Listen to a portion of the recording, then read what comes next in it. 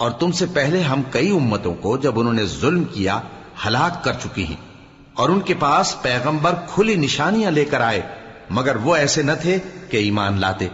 ہم گنہگاروں کو اسی طرح بدلہ دیا کرتے ہیں۔ پھر ہم نے ان کے بعد تم لوگوں کو ملک میں خلیفہ بنایا تاکہ دیکھیں کہ تم کیسے کام کرتے ہو، اور جب ان کو ہماری آیتیں پڑھ کر سنائی جاتی ہیں تو جن لوگوں کو ہم سے ملنے کی امید نہیں وہ کہتے ہیں کہ یا تو اس کے سوا کوئی اور قرآن بنا لاؤ یا اس کو بدل دو۔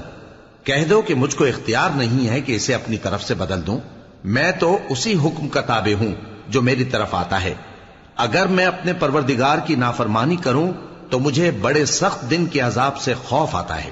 یہ بھی کہہ دو کہ اگر اللہ چاہتا تو نہ میں ہی یہ کتاب تم کو پڑھ کر سناتا اور نہ وہی تمہیں اس سے واقف کرتا، پس میں اس سے پہلے تم میں ایک عمر رہا ہوں اور کبھی ایک جملہ بھی اس طرح کا نہیں کہا، بھلا تم سمجھتے نہیں؟